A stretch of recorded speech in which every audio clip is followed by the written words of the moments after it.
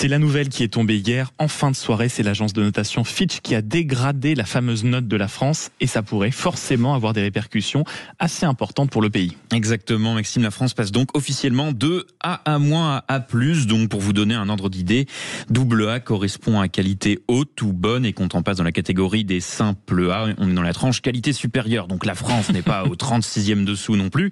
Si on décomparait cela à une note du lycée, la copie de l'élève France vaut un 16 sur 20 contre un 17 auparavant. Alors qu'on devrait avoir 22. Voilà. Bon, la France a maintenant la même note que des pays comme la Belgique, l'Estonie ou Malte. Alors pourquoi est-ce que la France a perdu sa note ? Eh bien, selon Fitch, c'est dû au contexte politique et économique de la France qui ne rassure pas les marchés. Étonnant, vous me direz, lorsque la France connaît son 3e Premier ministre en un an sans arriver à boucler un budget. Mais est-ce que concrètement, ça va changer quelque chose pour l'élève France ?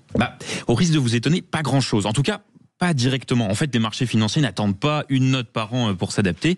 Si on parle du taux d'emprunt, cela fait plusieurs mois que la France emprunte, et très cher. Il y a presque un an, elle dépassait le seuil symbolique des 3%. 3%, c'était le taux d'emprunt de la Grèce avant sa grave crise économique en 2008. Et bien, dites-vous qu'aujourd'hui, la France a dépassé ce seuil et frôle les 3,5%.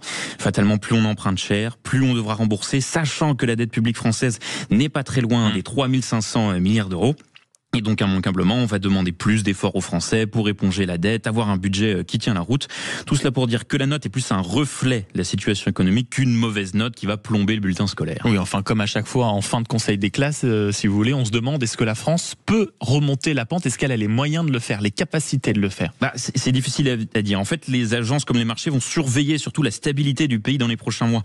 Est-ce que la France est, par exemple, capable de garder le même Premier ministre jusqu'à la fin du quinquennat Macron ?